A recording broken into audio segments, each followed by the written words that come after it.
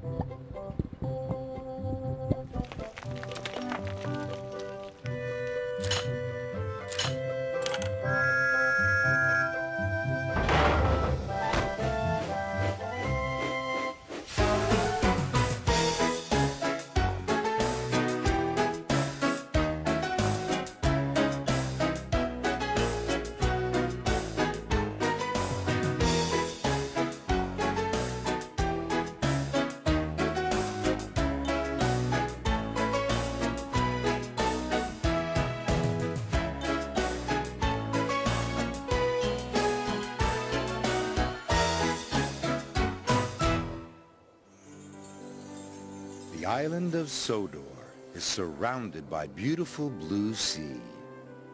It has fields of green and sandy yellow beaches. There are rivers, streams, and lots of trees where the birds sing. There are windmills and a coal mine, and docks where visitors to the island arrive. The island also has lots and lots of railway lines. Who's that puffing down the track? It's Thomas! Hello, Thomas! Hello, everybody! Welcome to the island of Sodor.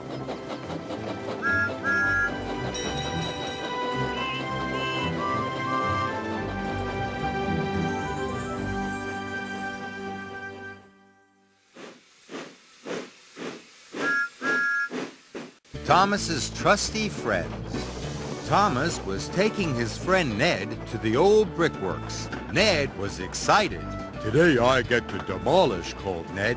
Demolish, chef Thomas? Knock buildings down. Cried Ned cheerfully. Thomas thought it strange that his friends were always excited about knocking buildings down.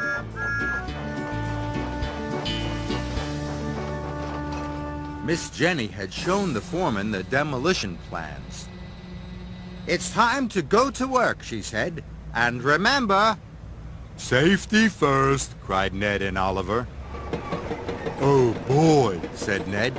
I can't wait to knock this building down. "Oh my, Ned, you're not here to demolish," rattled Oliver. "You're supposed to scoop up the rubble." Ned was disappointed.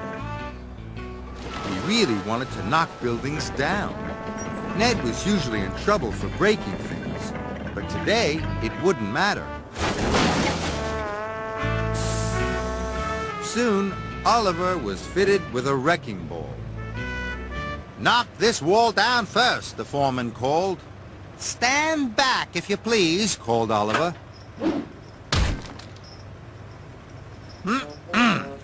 Said Oliver. The wall didn't fall down. Oliver swung his wrecking ball as hard as he could. The wall still didn't fall down. "We need a bigger wrecking ball," cried the foreman. In no time, Oliver was fitted with a bigger wrecking ball. But still, the wall didn't fall down. Can I help? Ned asked hopefully. "No," said the foreman. "This is Oliver's job." Ned was sad. "This is the strongest wall I've ever seen," said Oliver's operator. Then the foreman checked the wall again. "We'll send for an even bigger wrecking ball," he said. Ned had gone back to loading rubble into Thomas's freight cars, but his heart wasn't in it. "Ned," shouted Thomas, "the rubble goes in the freight cars." "Sorry," said Ned. He was dreaming of knocking buildings down. Finally, Oliver was fitted with the biggest wrecking ball he had ever lifted. He aimed very carefully, and he swung with all his might. But the wall didn't fall down. "Oh, bother," said Oliver. "This building will never come down," groaned his operator. Ned was still dreaming of knocking buildings down and wasn't watching where he was going. "Look out!" cried his operator, but it was too late. The chimney rocked. The bricks crumbled. The workmen and the foreman took cover.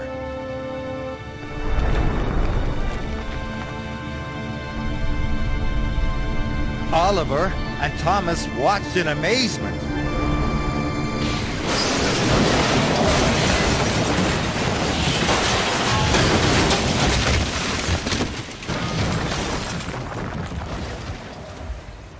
"Oops," said Ned. "Hooray!" cheered the workmen.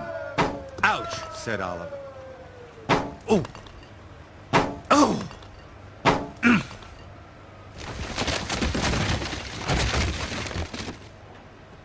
Oliver was dirty and dented.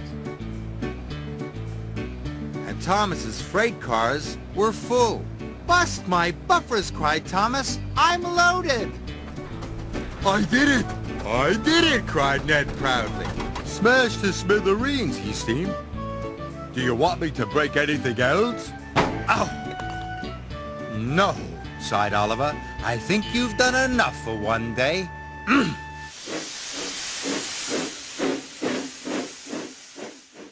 Alfie Has Kittens. It was a beautiful day on the island of Sodor. Thomas was bringing his friend Alfie to a demolition site.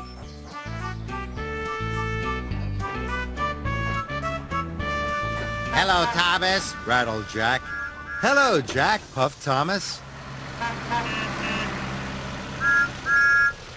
"I guess everyone likes demolition," said Thomas. "I love demolition," said Alfie. "It's when we get to knock buildings down." "That's supposed to be fun?" asked Thomas.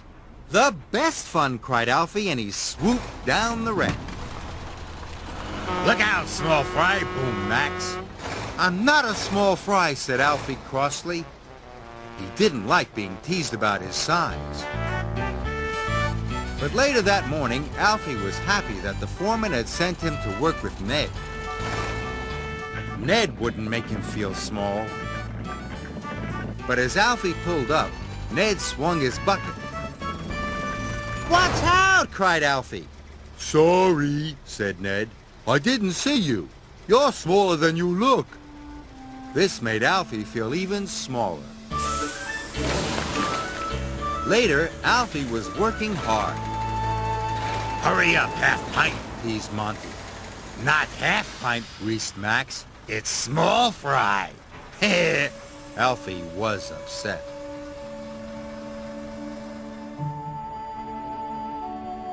At the workman's coffee break, Thomas could see that Alfie was unhappy. "What's wrong?" he asked. "I don't like being small," complained Alfie. "As long as you're useful," said Thomas helpfully. "It doesn't matter what size you are." Alfie thought about this for a moment. "Break's over," shouted Kelly. "Back to work." That afternoon, Alfie was determined to be really useful. He was helping Oliver demolish a building.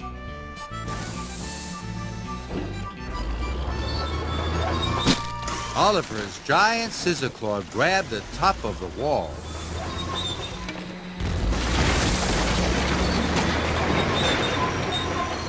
"Stop!" cried Alfie. "I can hear something." Everyone stopped work. But no one could hear a thing. "I already checked inside," said the foreman. "Small fry is hearing things," sneered Max. "I did hear something. I really did." The foreman looked inside again, and he was surprised. "There's a mother cat in here, and she's got kittens." "We must rescue them," said Alfie. "The building isn't safe," said the foreman. "I can't send my men in there."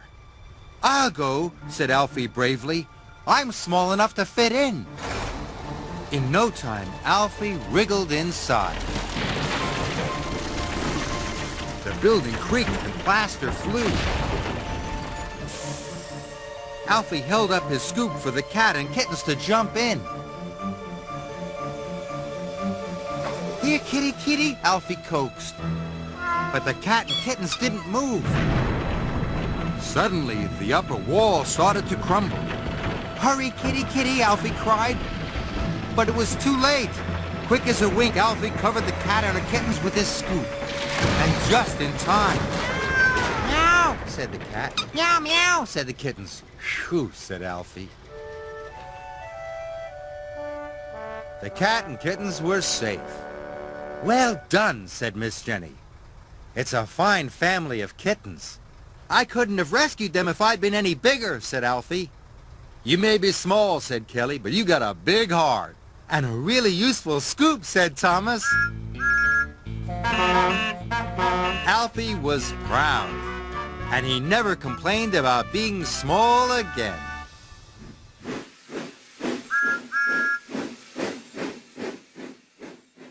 A tale for Thomas. Sir Topham Hatt had a special for Thomas. "You're to take 2 of Miss Jenny's machines to Maithwaite Forest. They're repairing the lightning tree." "Yes, sir," said Thomas. Jack and Alfie were excited. They couldn't wait to see the lightning tree. "Why is it called the lightning tree?" asked Thomas. "It was struck by lightning," said Jack. "It's a very old and rare and special tree," added Miss Jenny, "which is why we need to repair it." "But how will we know which one it is?" asked Alfie. "You'll know," Kelly laughed. "It's the biggest tree in the forest." "We need to prop it up before it falls over," said Miss Jenny.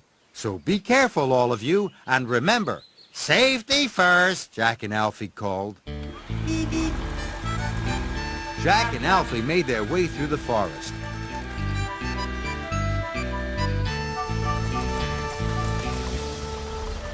"Look," gasped Alfie.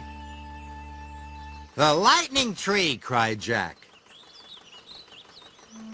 The foreman had inspected the damage. Roots were pulled up. The lightning scar was long and deep. The tree looked like it would soon topple over.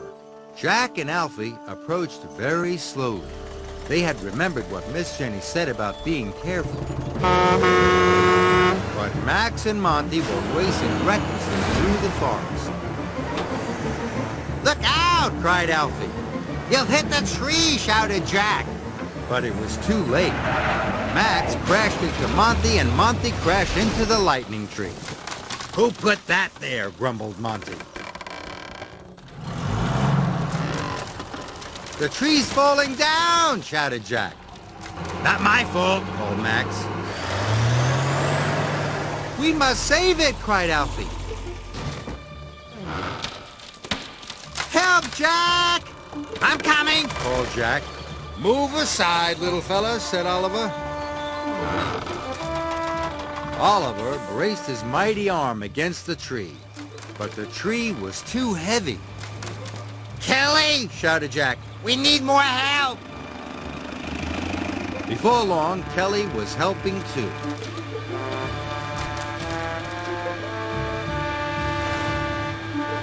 The 3 of them struggled to hold the tree upright. "Get the props!" called Kelly's operator. Jack raced off to get the props from Thomas. The machines strained to hold up the tree, but they were getting very tired. Soon the prop trolley had been attached to Jack, and he was on his way. Thomas hoped Jack would get to the lightning tree in time. Jack went as fast as his wheels would carry him. Alfie pushed and pushed until his arm ached.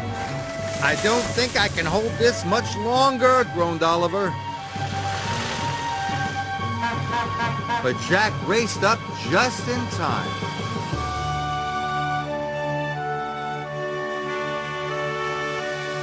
The workmen soon attached the props. The lightning tree was safe. "Hooray!" way, groaned Alfie. Miss Jenny was pleased. A terrific job, she said. The lightning tree is saved. Kelly, Oliver, Jack, and Alfie were proud. But no thanks to you two, she said to Monty and Max. You'll return to the yacht immediately. Max and Monty were ashamed. They knew they were in trouble. Later, Thomas was taking Alfie and Jack back to Miss Jenny's. Look, cried Alfie. You can see it from here, called Jack. It was the lightning tree. Thomas was glad it was saved.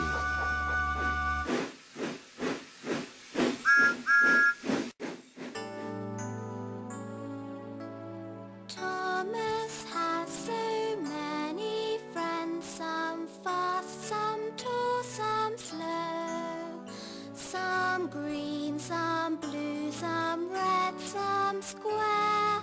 Let's see which ones you know. There's Bertie the bus on his way to school. The children are friends too. For Trevor the tractor and Harvey the crane, there's always work to do.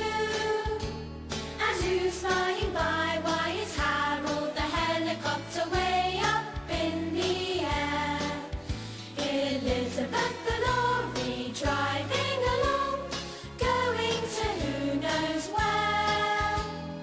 All of our friends are there. Old friends, new friends, real friends, true friends, we're so glad to be. Work friends, play friends, night and day friends, one friendly family. Where there's building to do, we've got friends there who have many tales to tell. There's Alfie and Jack, those two little friends who Thomas knows so well. And Frankie the crane with his head in the sky, who can he see down there? It's Byron the bulldozer, Buster the steamroller, both working as a pair. Yes, all of our friends are there. Old friends, new friends, real friends, true friends, we're so glad to be. Work friends, play friends, night and day friends, one friendly family. Thomas has some special friends, you can't forget their names. Percy, Edward, Gordon, Emily, Henry, Toby, James. Old friends, new friends, real friends, true friends, we're so glad to be. Work friends, play friends, night and day friends, one friendly family. Old friends, new friends, real friends, true friends, we're so glad to be. Work friends, play friends, night and day friends, one friendly family.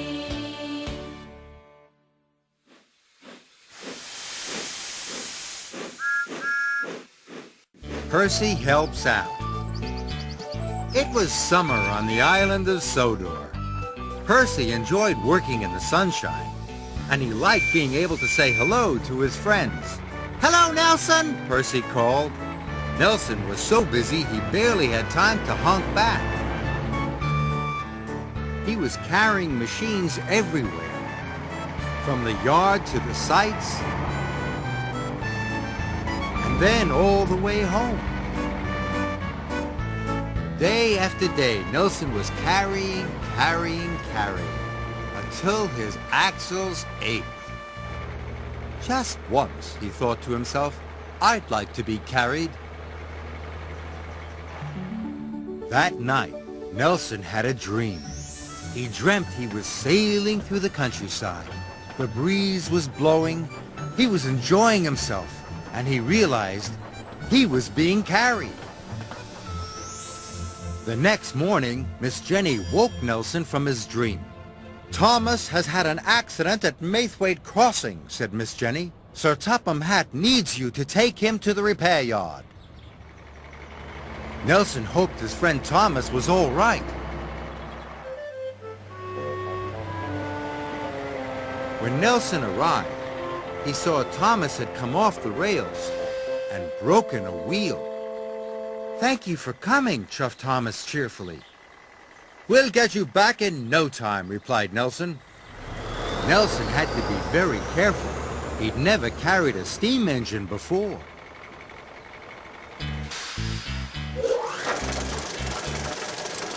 Thomas's driver and Nelson's operator set to work at once.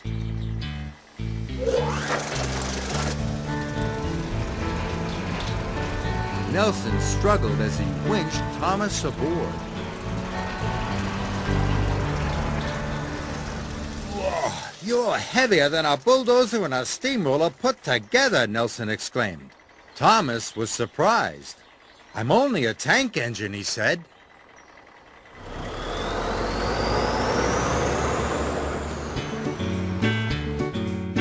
Soon Nelson was on his way, but Thomas was heavy. Nelson had to work very hard. He puffed, panted, he pulled. Soon they were making excellent time. Thomas was impressed. "You're a very good carrier," said Thomas. "Thank you," said Nelson. "I pull freight cars and passenger cars all day long," added Thomas. "It's good to be carried for a change." "I'd like to be carried sometime," said Nelson. "But who would be big enough to carry me?"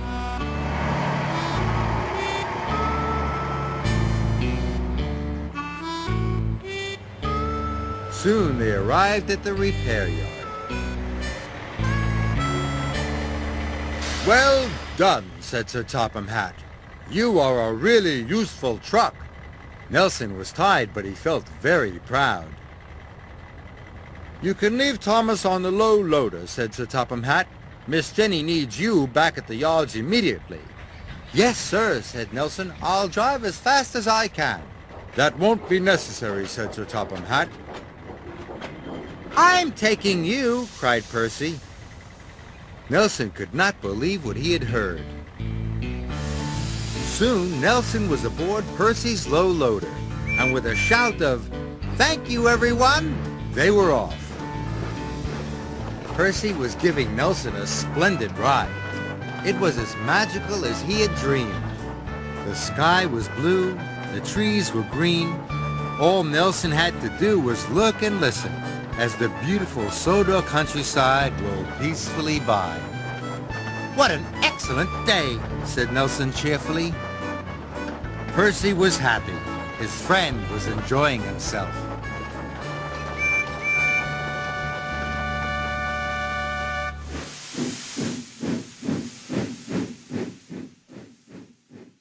The Tortoise and the Hare. Buster the steamroller loves the feeling of speed, the sun on his back and the wind on his rollers. "Don't fall asleep," chuffed Thomas. "I'm thinking," said Buster. But he wasn't. He was dreaming about what it would feel like to win a race.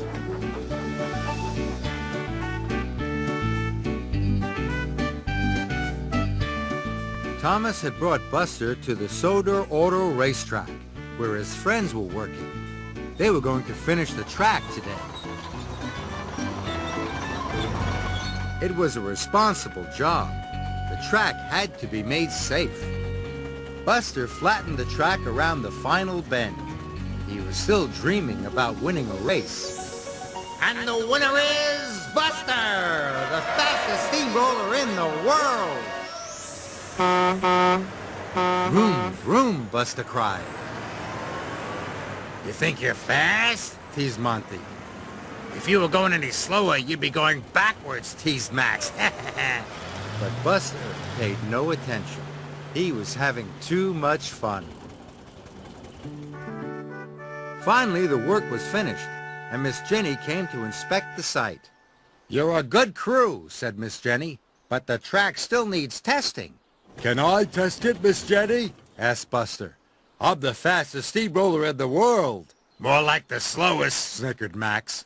Monty snickered too. Perhaps all three of you should test it, said Miss Jenny. The foreman will give you the all clear, but remember, no speeding. Of course not, said Monty. But Max and Monty knew they were going to go as fast as they could. They waited for the foreman to give the all clear signal. I'm ready, cried Buster. You couldn't beat a snail, said Max. Not even a sleepy snail, added Monty. The foreman raised his flag. Max and Monty were speeding away.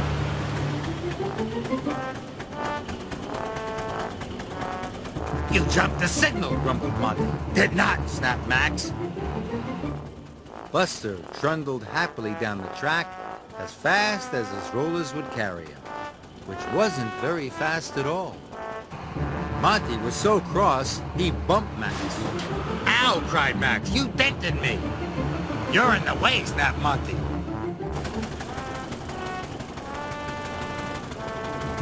Max was still cross with Monty. He decided to bump him back. Before they knew it, they skidded off the track and into a ditch.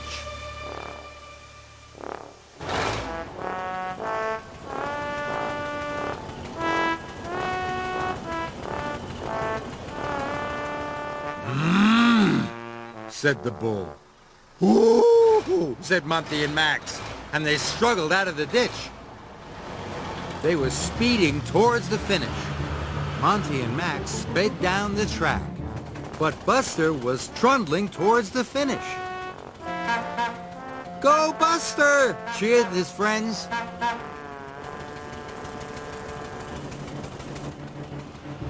No, said Monty. It can't be, said Max. But it was too late. Buster chuffed and puffed across the finish line.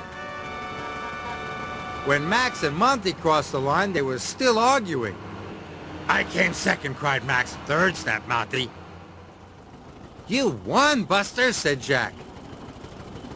And I wasn't even speeding, he said. When Thomas came to collect Buster, he was pleased. I brought a steamroller, he said, but I'm taking a champion back. And he helped prove the track is safe without speeding, added Miss Jenny. Buster was proud. Vroom, vroom, he said as Thomas shoved past Monty and Max. I did come second, said Max. Third, snapped Monty.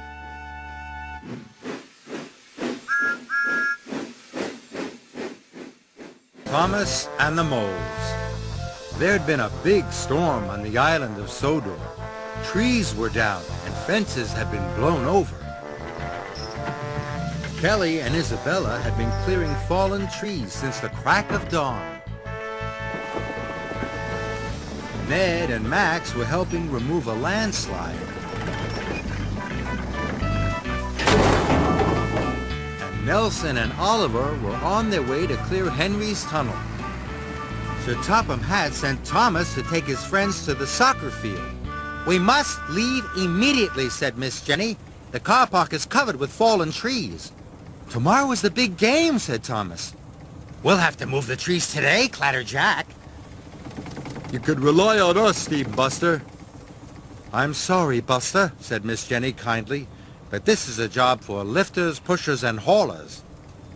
Buster was sad.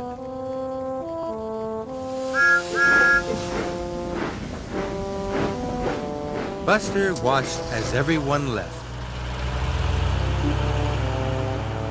Everyone's got a job but me, he said. Thomas knew his friend Buster was unhappy. Nobody likes to be left out.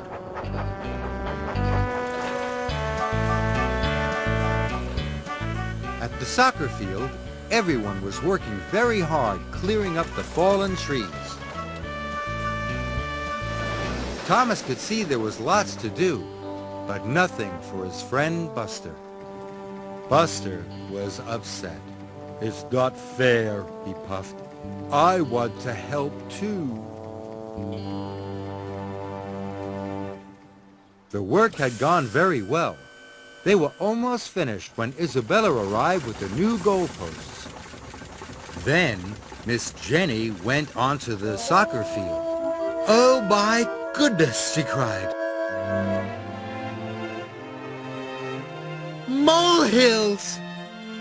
Miss Jenny would need Buster after all. Thomas returned to the yards as fast as he could. "Buster, I've come to take you to the soccer field," he chuffed cheerfully. "Miss Jenny needs you urgently." Buster was so excited he thought his boiler would burst. Yay! He was very happy. There was nothing better than being needed urgently.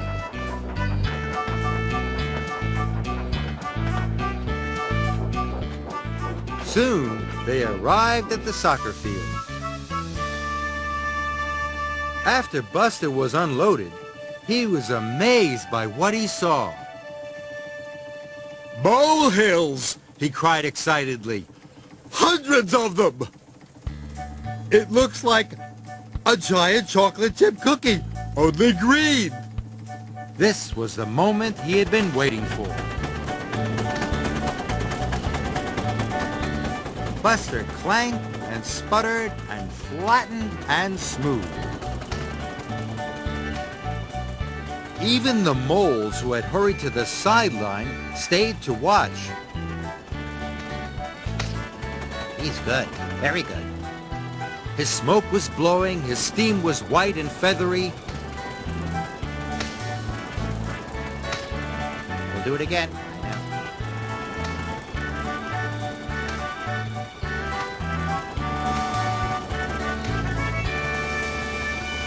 In no time at all, the soccer field was flat again. "Well done," said the coach. "The game can start right on time," said Isabella. Everyone congratulated Buster, but Miss Jenny gave him the nicest praise of all. She told him simply that he'd been really useful. Buster was proud. And all the way home, Thomas could see that Buster was happy. It's a grand thing to be really useful.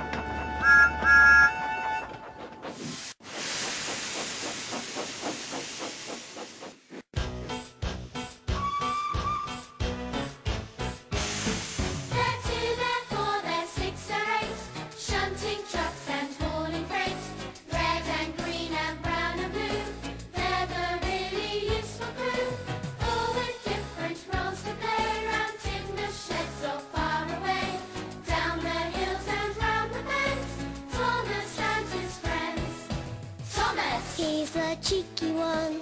James. He's vain but lots of fun. Percy. Pulls a man on time. Gordon. Thunders down the line. Emily. Really knows her stuff. Henry. Toots and huffs and puffs. Edward. Wants to help and share. Toby. Well, let's say he's square. They're 2, they're 4, they're 6, they're 8. Shunting trucks and hauling freight. Red and green and brown and blue. They're the really useful crew, all with different roles to play. Around in the sheds or far away, down the hills and round the bends, Thomas and his friends. They're 2, they're 4, they're 6, they're 8. Shunting trucks and hauling freight. Red and green and brown and blue. They're the really useful crew, all with different roles to play. Around in the sheds or far away, down the hills and round the bends, Thomas and his friends.